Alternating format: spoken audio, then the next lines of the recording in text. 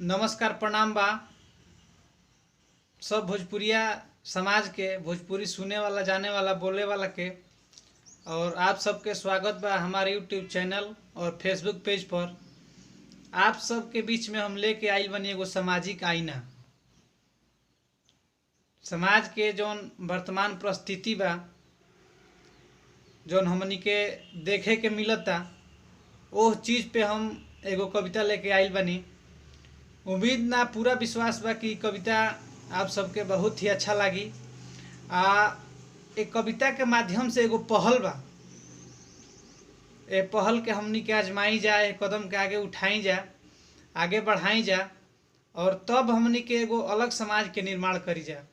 एक कविता के माध्यम से हम आप सबसे यह निहोरा करल चाहतनी,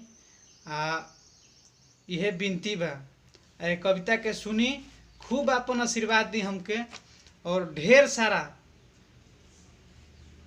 प्यार दी, लाइक करी, और यह वीडियो को अधिक से अधिक शेयर करी। कहे से कि ये कविता एगो सामाजिक आईना बा।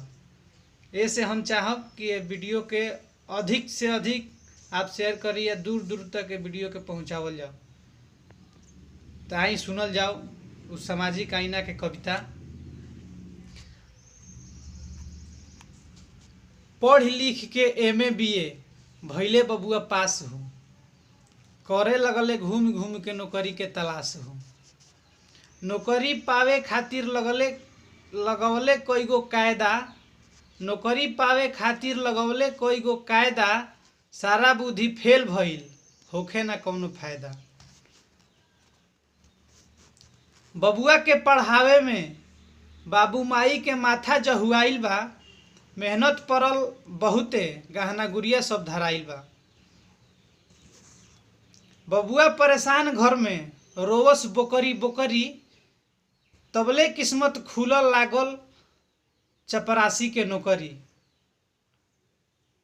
बबुआ परेशान घर में रोवस बोकरी बोकरी, अतना पढ़ाई लिखाई कइला के बाद भी जौन अभी परिस्थिति बिया, नौकरी नइखे मिलत, ओमे पढ़ लिख के लइके आत्महत्या करतारन, तरह तरह के कदम उठावतारन जौन समाज खातिर उचित नहीं खे, ठीक नहीं खे। लोग अपराधी बनल जाता, नशेड़ी बनल जाता, ओकर इच्छा पूर्ति नहीं खे होत। पढ़ला लिखला के बाद भी जे इतना पढ़ता लिखता ओकरा अब चपरासी के नौकरी मिले, ये उचित नहीं खे। बाकी उहो नहीं खे मिलत जब नौकरी, तो घर में तो सब बोकरी बोकरी के रोते बा। ये सब स्थिति के हालात के बयान कइले बानी। बबुआ परेशान घर में रोवस बोकरी बोकरी, तबले किस्मत खुलल लागल चपरासी के नौकरी। बबुआ के अब चपरासी के नौकरी लागल। अतना दिन तक काम चलल रहे सब रोके, अतना दिन तक काम चलल रहे सब रोके, बाकी नौकरी लगले सबके मन में गर्व होखे। चलो चपरासियों के नौकरी लागल, सबके मन में गर्व होखे। साल डेढ़ साल नौकरी के समय भइल पूरा, शादी खातिर बबुआ के नाम जाए लागल दूरा दूरा। जैसन कि समाज में होला शादी ब्याह खातिर नाम गांव सब दियाला, तो दूरा दूरा तक बबुआ के नाव गांव जाए लागल। दुआरा बैठ के बाबू मोछ ऐठे लागस, दुआरा बैठ के बाबू मोछ ऐठे लागस, दान दहेज सुन के अगुआ उल्टे पाव भागस। ये जौन समाज के चीज़ बा, कहीं भी नौकरी अगर सरकारी मिल जाता तो लोग इतना ना दान दहेज मांग देता कि बहुत लोग द्वार पर टिकता। कितना लोग तो नाम सुनते ही बिना पानी पियले ही भाग जाता। उहे बात बा कि द्वारा बैठ के बाबू मोछी ऐठे लागस, दान दहेज सुन के अगुआ उल्टे पाव भागस। कहीं लड़की नीमन ना मिले, कहीं दान दहेज हो, कपार में के बार बबुआ के पाके लागल रोज हो। एक दिन सुघर लड़की मिलल तगड़ा पार्टी रहे, एक दिन सुघर लड़की मिलल तगड़ा पार्टी रहे, लड़की भी पढ़ल लिखल रहे, दाम मिलल गोचाहे। एक दिन सुघर लड़की मिलल तगड़ा पार्टी रहे, लड़की भी पढ़ल लिखल रहे, दाम मिलल गोचाहे। माने लड़की भी पढ़ल लिखल रहे और दाम दहेज भी माने गोचाहे, मोट थैली मिलल। ये भोजपुरी भाषा बा गोचाहे। 7 लाख रुपया संगे फटफटिया बुलेट हो, बाबू भैले खुश बबुआ के मिलल वाजिब रेट हो। 7 लाख रुपया संगे फटफटिया बुलेट हो, बाबू भैले खुश बबुआ के मिलल वाजिब रेट हो। बाबू खुश भैले कि हमारा लड़का के वाजिब रेट मिलता। बताई समाज की मानसिकता बा कि माने बबुआ के हमारा वाजिब रेट मिलता, जैसे कि गाय भैंस बेचल जाता, वैसे बाबू खुश होता रह। टिप टाप में लड़की देखल गोइल कई बार हो, टिप टाप में लड़की देखल गोइल कई बार हो। मामी मौसी फूफा फुआ माई बहिन मेहरारू के बाजार हो। ये सब जब जौन समाज में चलल जाता, कई बार लड़की देखल जाता, मामी देखियन, मौसी देखियन, फुआ देखियन, हई देखियन, हऊ देखियन, उहे चीज बा। केहू कहे अखिया बड़बा, केहू नकवा टेढ़ा बा। अब जब लोग देखता तो का लोग के मंत्रणा में बात चलत या का लोग दिमाग में सोचता लड़की के देख के। केहू कहे अखिया बड़बा, केहू नकवा टेढ़ा बा, केहू कहे हाइट छोट बा, भइल अजब बखेड़ा बा। अंत दाव में लड़की लड़का के अब देखावल गोइल, अंत दाव में लड़की लड़का के अब देखावल गोइल। जब पूछाई लड़का से तो लड़की ठीक बतावल गोइल। लड़का के जब लड़की देखावल गोइल तो लड़का कलस की लड़की ठीक बिया। मामला भइल सेट सगरो, दिन अब रखावल जाओ, असबे विवाह होई, आगे काम बढ़ावल जाओ। आइल शादी के दिन जयमाल के भइल प्रोग्राम हो, आइल शादी के दिन जयमाल के भइल प्रोग्राम हो। हित मीत नया पुरान गांव जवार देखल लोग तमाम हो। जौनी हमनी के जयमाल का सिस्टम चलता ओकरा में नया पुरान हित मीत गांव के नीमन बाउर लड़का मेहरारू जवान सियान जितना भी समाज के सोझा बा वो लड़की के देखावल जाता आ जयमाल होता। आगे का एकर परिणाम निकलता देखी। शादी पुजाई गुरहथी भइल लड़की के मुँह उघार के, शादी पुजाई गुरहथी भइल लड़की के मुँह उघार के। खूब मजा से वीडियो रिकॉर्डिंग भइल भेपर बार के। जौन भी समाज में हमनी के देखे के मिलता, पर्दा नइखे कइल जात, ससुर भसुर के सोझा भी गुरहथी भी होता, तो मैं लड़की के लोग कहते कि मुँह उघार के होई। ओकर बाद से वीडियो रिकॉर्डिंग खूब भेपर बारी के होत बटले बा। आगे बा, कनिया आइल घरे घूंघट मुँह पर डाले ना, होखे लागल हाला, होखे लागल हाला, बड़ी हरामी बिया लजाले ना। कनिया आइल घरे घूंघट मुँह पर डाले ना, होखे लागल हाला, बड़ी हरामी बिया लजाले ना। अब लड़की के ए हरकत पे हाला होता। बताई, जब गांव समाज हित मित नया पुरान सबके सोझा जब लड़की के पूरा उघार कई के जमाल कइल गइल, गुरहथी कइल गइल, ब्याह कइल गइल, सब देखता। लड़की के शादी होखे से पहले भी लोग जाता, मामी मौसी चाची फलान ठेकान जे भी जाता, सब जब देखिए ले बा तो लड़की का घूंघट करो, आखिर के करा से लजाओ। ते बात पे हाला कइलापन मूर्खता बिया।